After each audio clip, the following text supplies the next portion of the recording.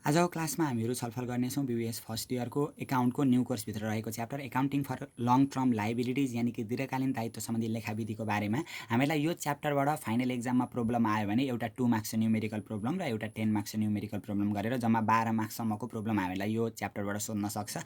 Model क्वेसनमा देखाइदिएकै pattern अनुसार हामीले चल्ने हो भने यो च्याप्टरबाट एउटा कम्पलसरी 2 मार्क्सको न्युमेरिकल सर्ट प्रब्लम र कहिलेकाहीँ योबाट 10 मार्क्सको पनि एउटा लङ प्रब्लम सोध्ने गरेको पाइएको छ। त्यही भएर यो च्याप्टरलाई अझ विशेष फोकस गरेर पढ्नु होला, एकदमै सजिलो छ, हामीहरू मजाले बुझ्न सक्छौँ। दीर्घकालीन दायित्व सम्बन्धी लेखाविधिमा नि हामीले मेन जान्नुपर्ने कुरा भनेको कम्पनीलाई पैसाको आवश्यकता भयो भने कम्पनीले पैसा कलेक्ट गर्ने विभिन्न तरिका हुन्छन् क्या। एउटा त त्यो सेयर बिक्री गरेर पैसा कलेक्ट गरेको हुन्छ, त्यो चाहिँ हामीले एकाउन्टिङ फर सेयर होल्डर इक्विटीमा सिकेका थियौँ होइन। अनि अर्को चाहिँ ऋण लिएर पनि पैसा कलेक्ट गर्न सक्छ क्या। दीर्घकालीन ऋण नि 2 वर्ष 3 वर्ष 4 वर्ष 1 वर्षभन्दा ज्यादा पिरियडको नि ऋणहरू लिएर पनि कम्पनीले पैसाको परिपूर्ति गर्न सक्छ क्या। यहाँनिर चाहिँ हामीहरू दीर्घकालीन दायित्व सम्बन्धी लेखाविधिमा 1 वर्षभन्दा ज्यादा पिरियडमा लिएको ऋणको बारेमा त्यसको क्यालकुलेसन लेखा एकाउन्टिङ राख्ने काम चाहिँ यहाँनिर गर्छौँ क्या। हामीले यहाँनिर सबैभन्दा सुरुमा यो च्याप्टरमा हामीले बोन्ड डिभेन्चरसित रिलेटेड क्वेसनहरू सल्भ गर्नुपर्ने हुन्छ। सुरुमा हामीले यहाँनिर 1 नम्बरमा इस्यु प्राइस निकाल्नुपर्ने हुन्छ क्या। सर्टकट फर्मुलाबाट हामीहरू जाम। यसको जर्नलहरूको फर्मेटमा छुट्टै लेखाउँदिनँ किनभने हामीले जर्नलको बेसिक रुल्स जानिसकेपछि हामीलाई यो प्रब्लम गर्दैखेरि थाहा भइहाल्छ कुन डेबिटमा चढाउने हो कुन क्रेडिटमा चढाउने हो भन्ने कुरा त्यहीँबाट हामीहरू गर्न सकिहाल्छौँ होइन। फर्स्टमा हामीहरू फर्मुला बुझौँ अनि मोडल क्वेसनमा दिएका केही न्युमेरिकल प्रब्लमहरूलाई सल्भ गरौँ, जसले गर्दा यो च्याप्टरलाई अझ बढी क्लियर गर्नमा पनि सहयोग पुर्याउँछ होला ती प्रब्लमहरूले। हामीले सुरुमा यहाँनिर निकाल्नुपर्ने हुन्छ इस्यु प्राइस निकाल्नुपर्ने हुन्छ क्या। इस्यु प्राइस भन्छ क्वेसनले अथवा करेन्ट प्राइस भन्छ क्या। इस्यु प्राइस भनौँ करेन्ट प्राइस भनौँ भने एउटै हो। इस्यु प्राइस निकाल्नका लागि हामीहरूको फर्मुला छ प्रेजेन्ट भ्यालु अफ इन्ट्रेस्ट, इन्ट्रेस्टको प्रेजेन्ट भ्यालुमा प्लस प्रिन्सिपलको प्रेजेन्ट भ्यालु जोड्यौँ भने जहिले पनि हामीहरूको इस्यु प्राइस आउँछ। यो एउटा फर्मुला थाहा पाउनु पऱ्यो। प्रेजेन्ट भ्यालु अफ इन्ट्रेस्ट भनेको नि इन्ट्रेस्टलाई यहाँनिर सीले डिनोट गरिन्छ है, इन्ट्रेस्टलाई सीले डिनोट गरिन्छ अथवा ठुलो आईले डिनोट गर्दा पनि हुन्छ, क्यापिटल लेटरको आईले डिनोट गर्दा पनि हुन्छ, इन्टु पिभिआइएफए गर्नु पऱ्यो क्या। हामीले present value interest factor of annuity गर्नु पऱ्यो। हामीलाई पछाडि किताबको पछाडि पिभिआइएफ टेबल दिएको हुन्छ, त्यो फाइनेन्सियल टेबल हामीले एक्जाममा जाँदाखेरि किनेर लानुपर्ने हुन्छ, 20-25 रुपियाँ पर्छ, त्यो लगेर जाँदाखेरि भइहाल्यो होइन। हामीले अहिले गर्दाखेरि चाहिँ किताबको पछाडि टेबल दिएको हुन्छ, त्यसैलाई नि आधार मानेर हामीहरू निकाल्छौँ ल। Present value of interest plus present value of principal जोड्यो भने हामीहरूको इस्यु प्राइस आउँदो रहेछ। प्रेजेन्ट भ्यालु इन्ट्रेस्टको प्रेजेन्ट भ्यालु निकाल्न के गर्नु पर्दो रहेछ, इन्ट्रेस्टको एमाउन्ट कति हो, यो सी भनेको इन्ट्रेस्टको एमाउन्ट हो, into PVIFA kd percent comma n भनेको छ नि, केडी भनेको मार्केट इन्ट्रेस्ट रेट दिएको हुन्छ क्या, बजार ब्याज दर दिएको हुन्छ। यो एकछिनमा थाहा पाइहाल्छौँ हामीहरू, जस्ट अहिले फर्मुला थाहा पाऊँ। एन भनेको टाइम पिरियड दिएकै हुन्छ। यो जुन प्रेजेन्ट भ्यालु अफ प्रिन्सिपल गर्छौँ नि, प्रिन्सिपलको प्रेजेन्ट भ्यालु निकाल्नका लागि एम भनेको फेस भ्यालु हामीलाई दिएको हुन्छ क्या, पार भ्यालु अथवा फेस भ्यालु दिएको हुन्छ, त्यसलाई एमले डिनोट गरिन्छ, into PVIF KD percent comma N हुन्छ। यतापट्टि चाहिँ पिभिआइएफ ए हुन्छ, इन्ट्रेस्टसित चाहिँ पिभिआइएफ ए फ्याक्टर हामीले गुणा गर्नुपर्ने हुन्छ। तर यतापट्टि यो जुन प्रिन्सिपल छ नि, प्रिन्सिपलको पार भ्यालुसित चाहिँ हामीले पिभिआइएफ मात्रै गर्नुपर्ने हुन्छ, केडी पर्सेन्ट कमा एन भनेको त्यो भइहाल्यो। त्यहाँभन्दा पछाडि हामीहरूको सर्ट प्रब्लम सोध्न सक्ने प्रोबेबल फर्मुलाहरू भनेको यहाँबाट आउँछ क्या। 2 नम्बरमा हेरौँ त हामीलाई कि त गेन निकाल्नु भनिदिन्छ कि त लस निकाल्नु भनिदिन्छ। जुन हामीले ऋण लिएका छौँ नि, दीर्घकालीन ऋण लिएका छौँ नि, त्यो ऋण चाहिँ नि हामीहरूको शर्त सुरुमै शर्त भए अनुसार नि परिपक्व अवधि जस्तै 5 वर्षका लागि ऋण लिएका हौँ भने हामीले कहिलेकाहीँ 3 वर्ष 4 वर्षमै फिर्ता गर्छौँ क्या। 5 वर्षका लागि भनेर ऋण ल्याएकोमा 3-4 वर्षमै फिर्ता गऱ्यौँ भने त्यो फिर्ता गरेको पिरियडमा हामीलाई नाफा भयो कि नोक्सान भयो भन्ने कुरा हामीहरू यहाँनिर निकाल्छौँ क्या, जुन चाहिँ अगाडि नै एग्रिमेन्ट गरेको हुन्छ है। यदि फिर्ता गर्नु परेको खण्डमा, अगाडि नै फिर्ता गर्न चाहेको खण्डमा अथवा अगाडि नै ऋण फिर्ता माग्न चाहेको खण्डमा फिर्ता गर्न सकिने कन्डिसन हुन्छ होइन। त्यो पाटोलाई अहिले छोडिदिउँ। हामीले यहाँनिर गेन र लस निकाल्नुपर्ने हुन्छ। गेन निकाल्नका लागि नि क्यारिङ भ्यालुमा रिडेम्सन भ्यालु घटाउनु पर्ने हुन्छ। क्यारिङ भ्यालु भनेको हामीहरू क्यारिङ भ्यालुलाई यसरी बुझ्छौँ, क्यारिङ भ्यालु भनेको जम्मा वास्तविक ऋणको मूल्य कति हो त, मानिलिउँ जम्मा वास्तविक ऋणको मूल्य 1 लाख रुपियाँ थियो। रिडेम्सन भ्यालु भनेको फिर्ता गर्दाखेरि क्या, फिर्ता गर्दाखेरि हामीले 90,000 तिर्यौँ अरे, रिडेम्सन गर्नु भनेको तिर्नु है, ऋण तिर्नुलाई रिडेम्सन गर्नु भन्छ, ऋण फिर्ता गर्नु भन्छ। क्यारिङ भ्यालु भनेको ऋणको वास्तविक मूल्य 1 लाख थियो अरे, 1 लाख रुपियाँमा हामीले रिडेम्सन गऱ्यौँ अरे, रिडिमेड गऱ्यौँ अरे, 90,000मा मात्रै 90,000 तिरेर फिर्ता गरिदिउँ अरे क्या ऋणलाई, भनेदेखि 1 लाख भ्यालु भएको ठाउँमा 90,000 मात्रै तिर्यौँ भने 10,000 त हामीलाई फाइदा भयो नि त, त्यतिखेर गेन हुन्छ क्या। यो एउटा फर्मुला सम्झौँ। क्यारिङ भ्यालुमा रिडेम्सन भ्यालु घटाउँदाखेरि जहिले पनि के आउँदो रहेछ, गेन आउँदो रहेछ। लस निकाल्नुपर्ने हुन्छ अर्को, रिडेम्सन भ्यालुमा क्यारिङ भ्यालु घटाउँदा के आउँदो रहेछ लस आउँदो रहेछ यदि रिडेम्सन भ्यालु ठुलो छ भनेदेखि हामीले तिर्दाखेरि चाहिँ 1 लाख तिर्यौँ तर त्यसको वास्तविक मूल्य चाहिँ 90,000 मात्रै थियो भने 1 लाखमा 90,000 घटाउँदा 10,000 चाहिँ हामीले बढी तिर्नु पर्थ्यो नि त वास्तविक मूल्य भएको 90,000 थियो तर तिर्ने बेलामा हामीले 1 लाख तिर्यौँ भने 10,000 त हामीलाई घाटा हुने रहेछ नि त त्यसलाई चाहिँ के लेख्छौँ लस लेख्छौँ क्या दुईटा फर्मुला हामीहरूको मेन हो यो आइरहेको छ सर्ट प्रब्लम गर्दाखेरि एउटा गेन निकाल्नु पर्दो रहेछ यदि क्यारिङ भ्यालु ठुलो भयो भने क्यारिङ भ्यालुमा रिडेम्सन भ्यालु घटाउँदा गेन आउँदो रहेछ लस निकाल्नका लागि रिडेम्सन भ्यालु हामीले तिरेको चाहिँ धेरै तिर्यौँ भने धेरै तिर्दा त धेरै पैसा गयो नि त घाटा लाग्दो रहेछ क्या लस भनेको रिडेम्सन भ्यालुमा क्यारिङ भ्यालु घटाउँदा लस आउँदो रहेछ अब यो जुन छ नि यो क्यारिङ भ्यालु र रिडेम्सन भ्यालु भनेको के हो त कसरी निकाल्न सकिन्छ त्यो पनि हामीले निकाल्नु पर्ने हुन्छ क्या क्यारिङ भ्यालु निकाल्नका लागि फेस भ्यालु भनेको हामीलाई दिएकै हुन्छ क्या फेस भ्यालु अथवा पार भ्यालु ऋणको पार भ्यालु फेस भ्यालु भनेर दिएकै हुन्छ डिभेन्चर बोन्डहरूको फेस भ्यालुमा अनएमोर्टाइज डिस्काउन्ट घटाउँदाखेरि जहिले पनि क्यारिङ भ्यालु आउँदो रहेछ क्या यो डिस्काउन्ट नि एमोर्टाइज र अनएमोर्टाइज हुन्छ प्रिमियम पनि एमोर्टाइज र अनएमोर्टाइज हुन्छ क्या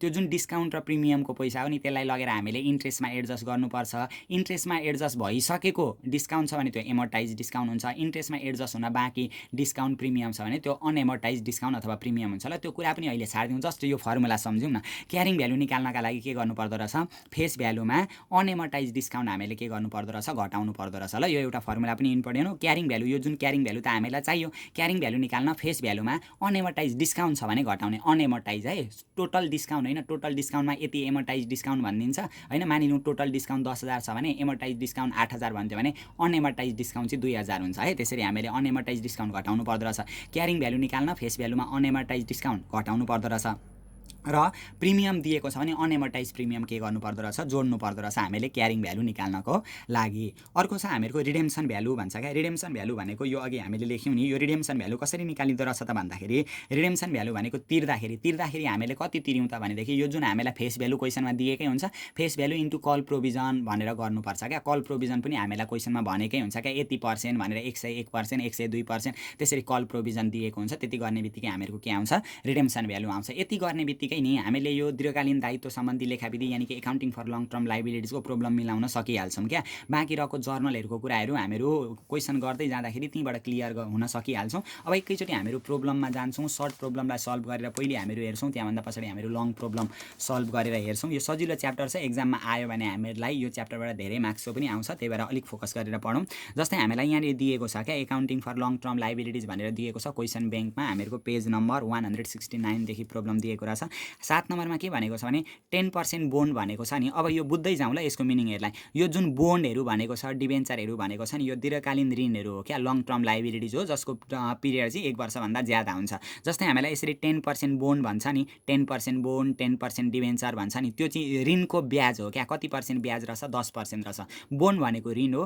ऋणको ब्याज कति % रहेछ 10% रहेछ इस्युड भनेको जारी गरेको रहेछ क्या ऋण निष्कासन गरेको रहेछ कम्पनीले ऋण लिएको रहेछ भन्न खोजेको है ऋण पत्र हुन्छ नि त कम्पनीसित त्यो ऋण पत्र निष्कासन गर्दाखेरि त्यसमा आह्वान हाल्छन् क्या ऋण दिने मान्छे निस्किन्छन् ऋण दिन्छन् त्यो छाड्दिउँ अहिले इस्यु गर्नु भनेको ऋण लिनु रहेछ 10% बोन्ड इस्यु गरेको रहेछ कति वर्षका लागि 5 वर्षका लागि maturity period the bond has 1000 maturity period भनेको छ नि 1000 म्याच्युरिटी भ्यालु भन्न खोजेको है म्याच्युरिटी भ्यालु भनेको त्यो म्याच्युरिटी भ्यालु सकिँदाखेरि हुने त्यसको बोन्डको भ्यालु भनेको जहिले पनि फेस भ्यालु हुन्छ ल यसरी म्याच्युरिटी भ्यालु भनेर दियो भने नि यो बोन्डको चाहिँ म्याच्युरिटी पिरियडमा हुने भ्यालु भनेको त्यो 5 वर्ष पछाडिको भ्यालु भनेको जहिले पनि फेस भ्यालु हुन्छ ल हामीले तिर्दाखेरि यो फेस भ्यालुलाई गडबड गर्न पाइँदैन यसको डिस्काउन्ट र प्रिमियमको कुरा छुट्टै आउँछ यो म्याच्युरिटी भ्यालु भनेको हुन्छ अथवा म्याच्युरिटी पिरियडको अन्तिमको भ्यालु भनेको जहिले पनि फेस भ्यालु हो ल 1000 रुपियाँ दिएको रहेछ what must be the current price of the bond 12% market rate भनेको छ नि 12% मार्केट रेट भनेको मार्केट इन्ट्रेस्ट रेटलाई जहिले पनि केडीले डिनोट गरिन्छ ल मार्केट इन्ट्रेस्ट रेट दिएको छ भने त्यसलाई केडीले डिनोट गरिन्छ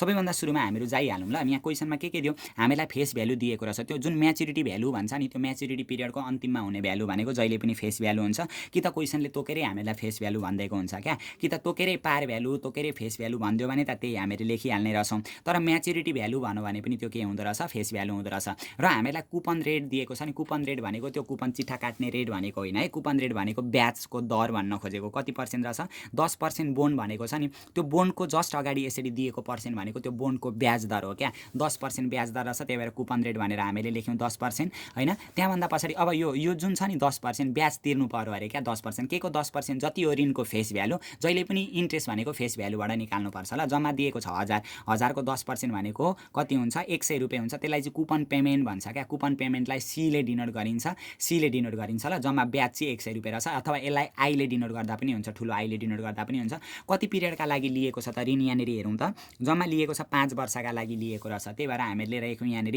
म्याच्युरिटी पिरियड भनेको एन क्या, टाइम पिरियड 5 वर्ष रहेछ। त्यहाँभन्दा पछाडि अर्को यहाँनिर दिएको छ नि current price of the bond at a 12% market rate भनेको छ नि, what must be the current price भन्नु र इस्यु प्राइस भन्नु एउटै हो कि। कति पर्सेन्ट मार्केट इन्ट्रेस्ट रेट दिएको रहेछ, 12% इन्ट्रेस्ट रेट दिएको रहेछ क्या। बजार ब्याज दरलाई नि जहिले पनि मार्केटको इन्ट्रेस्ट रेटलाई केडीले डिनोट गरिन्छ ल। भन्नुको मतलब के हो, एउटालाई हामीले आईले डिनोट गर्यो, अर्कोलाई केडीले डिनोट गर्यो नि। कस्तो हो भनेदेखि हामीहरू जस्तै एउटा आलु व्यापारी हौँ भनेदेखि हामीले 50 रुपियाँमा आलु बेच्यौँ भने बजारमा ठ्याक्कै 50 रुपियाँमा नबेचेको, बजारमा चाहिँ अरूले चाहिँ ठ्याक्कै 50 रुपियाँमा नबेचेका पनि त हुन सक्छन् नि त, होइन त। 60 रुपियाँ अथवा 45 रुपियाँ बजारमा अन्य भाउ पनि त हुन सक्छ नि त। हामीले जतिमा गऱ्यौँ त्यति नै भाउ हुन्छ भन्ने छैन नि त। त्यही हो क्या यो भनेको कुपन इन्ट्रेस्ट रेट भनेको कम्पनीले दिने ब्याज दर हो। कम्पनीले चाहिँ 10% ब्याज दर दिँदो रहेछ जसले ऋण ल्याएको हो। तर अन्य बजारमा चाहिँ कति पर्सेन्ट ब्याज दर दिँदा रहेछन्, ऋण लिए भने 12% ब्याज दर दिँदा रहेछन् क्या। हामीले दिने ब्याज दर चाहिँ के रहेछ, कम्ती रहेछ क्या। हो यसरी बुझ्नु पर्यो ल। यस्तो रेट हो यो आलुको एक्जाम्पलबाट। जस्तै अब करेन्ट प्राइस भन्यो नि, करेन्ट प्राइस हामीलाई निकाल्नु भनेको छ, what must be the current price भनेको छ नि त। करेन्ट प्राइस चाहिँ कति हो भन्दैछ, करेन्ट प्राइस भन्नु र इस्यु प्राइस भन्नु एउटै हो ल। अघि हामीले लेखेका थियौँ नि इस्यु प्राइस निकाल्ने फर्मुला के लेखेका थियौँ, सजिलो छ यो। प्रेजेन्ट भ्यालु अफ इन्ट्रेस्टमा plus present value of principal जोडो भने के आउँछ, इस्यु प्राइस आउँछ क्या। प्रेजेन्ट भ्यालु इन्ट्रेस्टको प्रेजेन्ट भ्यालुमा प्रिन्सिपलको प्रेजेन्ट भ्यालु जोडो भने इस्यु प्राइस आउँछ। यो भनेको प्रेजेन्ट भ्यालु अफ इन्ट्रेस्ट भनेको सी इन्टु पिभिआइएफए केडी% कमा एन, प्लस उतापट्टि प्रिन्सिपलको प्रेजेन्ट भ्यालु भनेको एम इन्टु पिभिआइएफ केडी% कमा एन हुन्छ क्या। यसरी हामीले फर्मुला लगाइदिन्छौँ। करेन्ट प्राइस भन्नु र इस्यु प्राइस भन्नु एउटै हो। सी इन्टु पिभिआइएफए केडी% comma N, M into PVIF उतापट्टि चाहिँ अनि केडी% कमा एन हुन्छ। अब यो सी भनेको ब्याज हो क्या। ब्याज हामीले कति बुझाउने भन्दैछ क्वेसनले, यहाँ हेरौँ त। ब्याज भनेको जम्मा 100 रुपियाँ बुझाउने भन्दैछ नि त। त्यही भएर यहाँनिर कति आयो, 100 आयो। पिभिआइएफए को पिभिआइएफए आइहाल्यो। केडी% भनेको कति पर्सेन्ट दिएको छ, 12% दिएकै छ। यो एन भनेको जुन छ नि, एन भनेको टाइम पिरियड क्या, कति वर्ष दिएको छ, 5 वर्ष। एम भनेको फेस भ्यालु 1000 रुपियाँ दिएकै छ। पिभिआइएफ को पिभिआइएफ भइहाल्यो। केडी भनेको कति दिएको छ, 12%। एन भनेको कति वर्ष दिएको छ, 5 वर्ष।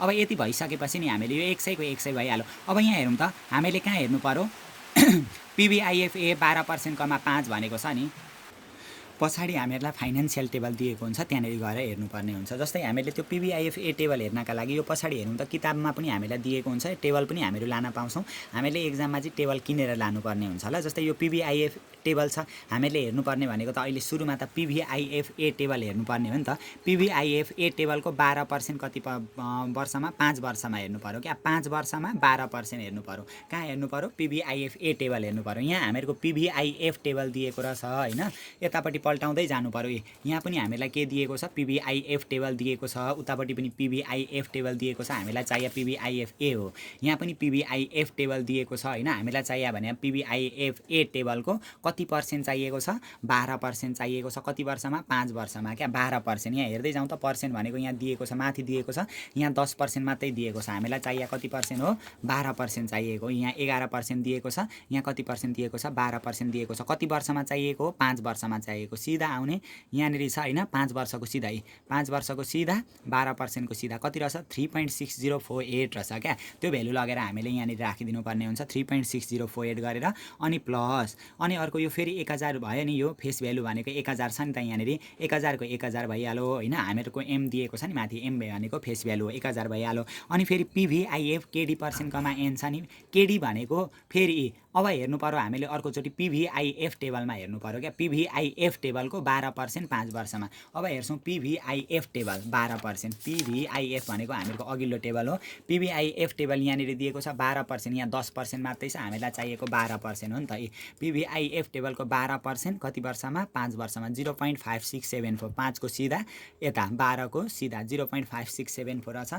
0.5674 यहाँ लगेर हाल्यौँ भने हामीले यसरी निकाल्न सक्छौँ। फर्मुला एप्लाई गरेर पनि हामीहरू निकाल्न सक्छौँ यसलाई। हामीहरूलाई यही तरिकाबाट टेबल हेऱ्यौँ भने नि अझै सजिलो हुन्छ ल। यसरी गरेर यो दुईटा मल्टिप्लाई गरेर हामीले इस्यु प्राइस अथवा करेन्ट प्राइस यसरी निकाल्न सक्छौँ क्या। योभन्दा पछाडि अर्को प्रब्लम पनि हामीहरू छलफल गरिहालौँ। 2 मार्क्समा आयो भने हामीलाई यतिको प्रब्लम आउन सक्छ फाइनल एक्जाममा। अर्को प्रब्लम पनि हामीलाई दिएको छ यहाँनिर के भनेको छ भने a bond due in 10 year भनेको 10 वर्षको लागि गरेको रहेछ क्या। बोन्डको एग्रिमेन्ट भनेको ऋण लगानी गरेको अथवा लिएको के भएको रहेछ। विथ अ फेस भ्यालु भनेको 1000 रहेछ होइन। फेस भ्यालुलाई जहिले पनि एमले डिनोट गरिन्छ है। फेस भ्यालु हामीले सुरुमै कति लेखिहाल्छौँ 1000 रुपियाँ लेखिहाल्छौँ। अनि म्याच्युरिटी भ्यालु भनौँ भने पनि त्यसलाई पनि एमले डिनोट गरिदो रहेछ होइन। अथवा पार भ्यालु भनौँ भने पनि त्यसलाई पनि एमले डिनोट गरिन्छ। And face value of return 8% भनेको छ। त्यहाँबाट कति रिटर्न हुन्छ अरे 8% रिटर्न हुन्छ अरे भन्दैछ। Is issued when in the market rate of interest भनेको छ नि। यो जुन मार्केट इन्ट्रेस्ट रेट भनौँ नि मार्केट इन्ट्रेस्ट रेटलाई जहिले पनि केडीले डिनोट गरिन्छ ल। हामीले बोन्डमा लगानी गऱ्यौँ अरे बोन्डमा लगानी गरिसकेपछि त्यहाँबाट कति पर्सेन्ट रिटर्न हुन्छ अरे 10% रिटर्न हुन्छ अरे। बोन्डमा लगानी गरिसकेको मतलब हामीले कसैलाई ऋण दियौँ भने नि त्यहाँबाट हामीले ब्याज पाउँछौँ नि त्यही चाहिँ हामीहरूको लागि रिटर्न हो क्या। 10% रिटर्न हुन्छ भनेको पनि यो चाहिँ कुपन रेट हो। हामीले म्याच्युरिटी पिरियड भनेको टाइम पिरियड हामीहरूको 10 वर्ष दिएकै रहेछ। कुपन रेट भनेको त्यसलाई केले डिनोट गरिन्छ आईले डिनोट गरिन्छ। 8% ब्याज पाउँदा रहेछौँ क्या। रेट अफ रिटर्न भनेको हामीले ऋण कसैलाई दियौँ भने त्यहाँबाट ब्याज आउँछ त्यही चाहिँ हामीहरूको प्रतिफल हो आम्दानी हो क्या। त्यसैलाई नि रिटर्न भनिन्छ। आएकै रहेछ हामीहरूको सबै लेखिहाल्यौँ यहाँ दिएको जति 8% भइहाल्यो होइन। अनि मार्केट इन्ट्रेस्ट रेटलाई केडीले डिनोट गरिन्छ। मार्केट इन्ट्रेस्ट रेटलाई केडीले डिनोट गरिन्छ। यो 8% चाहिँ ब्याज चाहिँ केबाट पाउँछौँ त जुन यो फेस भ्यालु हो नि यो फेस भ्यालुबाट 8% पाइन्छ क्या। 1000 को 8% कति हुन्छ कुपन पेमेन्ट भन्छ त्यसलाई सी भन्छ। 1000 को 8% कति हुन्छ 80 रुपियाँ हुन्छ। अघिकै जसरी फेरि इस्यु प्राइस हामीले निकाल्नु भनेको छ यो क्वेसनमा पनि इस्यु प्राइस भन्छ होइन अथवा करेन्ट प्राइस निकाल्नु भनेर भन्छ। यहाँ भनेको छ what is the issue price of the bond भनेको छ। इस्यु प्राइस निकाल्छौँ हामीहरू वाट भनेर। इस्यु प्राइस निकाल्ने फर्मुला हामीहरूको अघिकै लगाइदिन्छौँ C into PVIF A KD percent comma N plus M into PVIF KD percent comma N. यो सीलाई ठुलो क्यापिटल लेटरको आईले डिनोट गर्दा पनि हुन्छ ल। यो कुपन पेमेन्टलाई ठुलो खालको आईले डिनोट गर्दा पनि हुन्छ। सी इन्टु अब फेरि अघि जस्तो सी भनेको कति आएको छ हामीहरूको 80 रुपियाँ आएकै छ। पिबिआइएफए को पिबिआइएफए भइहाल्यो। केडी भनेको कति पर्सेन्ट दिएको छ यहाँनिर 6% आइहाल्यो। एन भनेको कति वर्ष दिएको छ टाइम पिरियड हामीलाई 10 वर्ष दिएकै छ। प्लस फेरि यो एम भनेको फेस भ्यालु भइहाल्यो हामीहरूको 1000 रुपियाँ दिएकै छ इन्टु पिबिआइएफ को पिबिआइएफ भइहाल्यो। यो जुन केडी दिएको छ नि केडी भनेको 6% दिएको छ। यो एन भनेको टाइम पिरियड कति दिएको छ 10 दिएको छ। अघिकै जसरी हेर्नु पर्यो पहिले हामीले पिबिआइएफ ए टेबलको हेर्नु पर्यो 6% मा हेर्नु पर्यो कति वर्षमा 10 वर्षमा 10 वर्षमा 6% हेर्नु पर्यो क्या। कहाँ हेर्नु पर्यो पिबिआइएफ ए टेबलमा हेर्नु पर्यो। सेम अघिकै प्रोसेस एउटै तरिकाबाट पिबिआइएफ ए टेबलमा हेर्छौँ हामीहरू। यहाँनिर पिबिआइएफ ए टेबलमा 6% हेर्छौँ कति वर्षमा हेर्छौँ तर अहिले 10 वर्षमा हेर्छौँ क्या। 6% को सिधा 10 वर्षमा तल आएर यहाँनिर छ 10 वर्ष 6% मा 7.3601 हुन्छ 7.3601 अनि उतापट्टि 1000 को 1000 भइहाल्यो। अब चाहिँ पिबिआइएफ टेबलमा हेर्छौँ 6% 10 वर्षमा हेरेर यसरी फ्याक्टर हेरेर हामीहरू के निकाल्न सक्छौँ इस्यु प्राइस हामीहरू यसरी सजिलै निकाल्न सक्छौँ। अर्को प्रब्लम हामीहरूलाई दिएको छ सर्ट प्रब्लमै दिएको छ 9 नम्बरमा दिएको छ तर थोरै लामो प्याटर्नको प्रब्लम दिएको छ। यहाँनिर 9 नम्बरलाई पनि सल्भ गरेर अझै बुझ्ने कोसिस गरौँ। यो दुईटा त हामीले इस्यु प्राइस निकाल्न सक्यौँ केही छैन त्यो इस्यु प्राइस निकाल्ने। 9 नम्बरमा हामीलाई के भनेको छ भने एबिसी कम्पनी इस्युड गरेको रहेछ। एबिसी कम्पनीले इस्युड गरेको जारी गरेको रहेछ ऋण पत्र जारी गरेको मतलब ऋण लिएको रहेछ जम्मा 2 लाख रुपियाँ। Face value bond at premium रहेछ क्या 10,000 प्रिमियम रहेछ। 2 लाख रुपियाँ फेस भ्याल्यु थियो भने प्रिमियम जहिले पनि जोडिएर आउँछ क्या। 2 लाखमा 10,000 जोड्दाखेरि जम्मा 2,10,000 ऋण लिएको रहेछ। प्रिमियम भनेको थपेर लिन्छ डिस्काउन्ट भयो भने घटेर लिन्छ ल। The bond contain a call provision of 101 भनेको छ नि। कल प्रोभिजन भनेको यदि तिनीहरूले नि त्यो ऋणको जुन अवधि हो नि त्यो अवधि नपुगिकन ऋण दिने मान्छेले मागे भने नि ऋण फिर्ता मागे भने 101 कल प्रोभिजन गर्छन् अरे। कल प्रोभिजन यो 101 भनेको हुन्छ 102 भनेको हुन्छ नि यो भनेको पर्सेन्टेज है। यति पर्सेन्टेज भयो कल प्रोभिजन भन्न खोजेको यो कल प्रोभिजन रहेछ यहाँनिर भन्ने कुरा त्यति मात्रै हामीहरू यहाँबाट छुट्याउँ। It decide to redeem the bond due to significant decline in interest rate भनेको छ नि। जस्तै यो नि बजारमा ब्याज दरहरू परिवर्तन भयो भने नि जति पिरियडका लागि ऋण लिएको हो नि त्यो त्यति पिरियड पर्खिँदैन क्या। बिचैमा ऋणहरू फिर्ता गरिदिने हुन्छ त्यही कन्डिसनको कुरा छ। इट डिसाइड टु रिडेम भनेको रिडेम गरिदिने भयो अरे फिर्ता गरिदिने भयो अरे द बोन भनेको ऋणलाई। किन चाहिँ फिर्ता गरिदिने भयो अरे due to significant decline in interest rate भनेको छ नि इन्ट्रेस्ट रेट चाहिँ सिग्निफिकेन्टली डिक्लाइन भएर गयो अरे घटेर गयो अरे। The company has amortize only भनेर दिएको छ नि एमोर्टाइज अन्ली 7,000 भनेको छ। एमोर्टाइज भनेको हामीलाई यहाँनिर प्रिमियमको कुरा गरेको छ नि, एमोर्टाइज प्रिमियम हो है यो। जम्मा प्रिमियम टोटल प्रिमियम भनेको 10,000 रहेछ, त्यसमध्ये एमोर्टाइजेसन प्रिमियम एमोर्टाइज प्रिमियम भनेको कति हजार रहेछ, 7,000 रहेछ। जस्तै मानिलिउँ कुनै एउटा कम्पनी छ होइन, ए कम्पनीले चाहिँ ऋण चाहिँ 5 वर्षका लागि लिएको हो। यहाँ हेरौँ है, 10% ब्याज दरमा ऋण लिएको थियो होइन, तर कहिलेकाहीँ चाहिँ यो ए भन्ने कम्पनीले 5 वर्षका लागि लिएको ऋण नि 2 वर्षमै 3 वर्षमै फिर्ता गरिदिन्छ।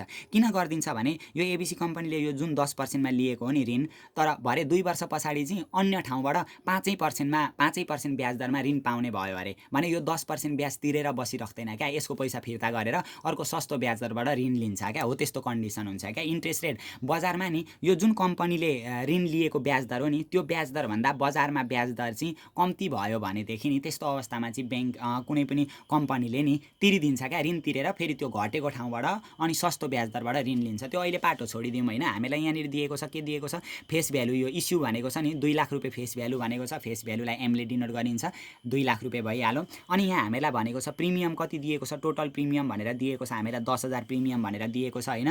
प्रिमियम एमाउन्ट भनेर 10,000 लेखिहाल्यो। कल प्रोभिजन भनेर यहाँनिर भनेको छ नि, कल प्रोभिजन 101 भनेको त्यो पर्सेन्टेज हो है। कल प्रोभिजन 101 भनेको 101% भनेर हामीले लेख्यौँ। अघिको फर्मुलालाई अलिकति हामीले विचार गर्नुपर्ने हुन्छ ल। त्यहाँभन्दा पछाडि हामीलाई के भनेको छ भने रिडेम गरिदियो अरे, सिग्निफिकेन्ट डिक्लाइन इन भनेर दिएको छ। अनि एमोर्टाइज भनेको यो एमोर्टाइज प्रिमियम हो। क्वेसनमा प्रिमियमको कुरा गरेर तलतिर एमोर्टाइज भन्छ भने त्यो एमोर्टाइज प्रिमियम हो।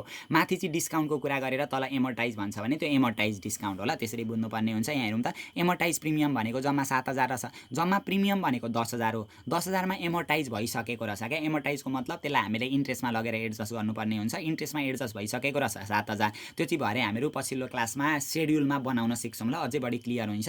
अहिले चाहिँ यति बुझौँ, यो टोटल प्रिमियमभित्र एमोर्टाइज प्रिमियम र अनएमोर्टाइज प्रिमियम हुन्छ क्या। जम्मा प्रिमियम 10,000 रहेछ, 10,000 मा एमोर्टाइज प्रिमियम कति रहेछ, 7,000 रहेछ भने बाँकी रहेको 3,000 के हो, अनएमोर्टाइज प्रिमियम हो क्या। यी अनएमोर्टाइज प्रिमियम भनेको 10,000 माइनस 7,000 3,000 हुन्छ।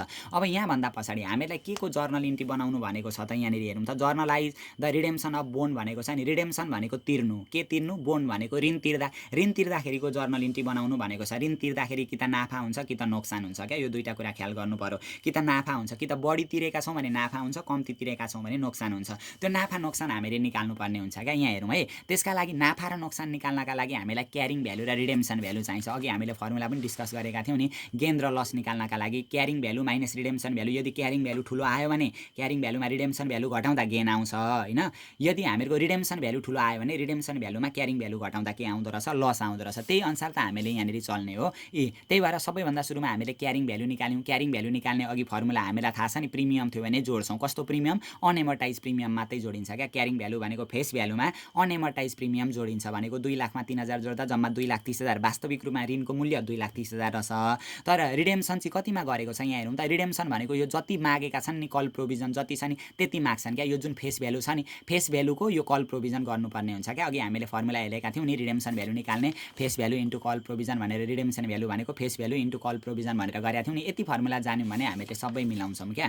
त्यही भएर हेरौँ त, रिडेम्सन भ्यालु पनि निकाल्यौँ, face value into call provision गरेर निकाल्यौँ। 2 लाख फेस भ्यालु भनेको 2 लाख छँदैछ, कल प्रोभिजन 101। 2 लाख इन्टु 101% हटाउन 100 ले भाग गर्नु पर्यो है, यो पर्सेन्ट हो नि त। गर्दा 2,02,000। हामीहरूको क्यारिङ भ्यालु भनेको ऋणको वास्तविक मूल्य 2,03,000 रुपियाँ थियो होइन। रिडेम्सन भनेको हामीले कति फिर्ता गरिदिएछौँ, 2,02,000 फिर्ता गरिदिएछौँ। ऋणको मूल्य 2,03,000 थियो, हामीले 2,02,000 फिर्ता गरिदियौँ भने हामीहरूको ऋणको मूल्यभन्दा कम्ती फिर्ता गऱ्यौँ नि त। कम्ती फिर्ता गऱ्यौँ भने हामीलाई गेन हुन्छ क्या। रिडेम्सन भनेको वास्तविक रूपमा हामीले बुझाएको पैसा कति बुझाएछौँ, ऋणको पैसा 2,02,000 बुझाएछौँ। त्यसको भ्यालु कति थियो, 2,03,000 थियो होइन। 2,03,000 ऋणलाई चाहिँ 2,02,000 फिर्ता गरेरै सक्यो भने हामीलाई नाफा भयो नि त। जहिले पनि क्यारिङ भ्यालु ठुलो आयो भने गेन हुन्छ क्या। त्यही भएर गेन अन रिडेम्सन भनेर carrying value minus redemption value गर्नु पर्यो। 2,03,000 मा 2,02,000 घटाउँदा 1,000 रुपियाँ हामीहरूको के रहेछ, गेन रहेछ रिडेम्सनमा। अब यसको जर्नल बनाउनमा हामीहरू हेरौँ है त। जस्तै हामीले ऋण लिँदाखेरि नि अहिले त हामीले रिडेम्सन यानि कि ऋण तिरेको जर्नल इन्ट्री बनाउँदैछौँ होइन।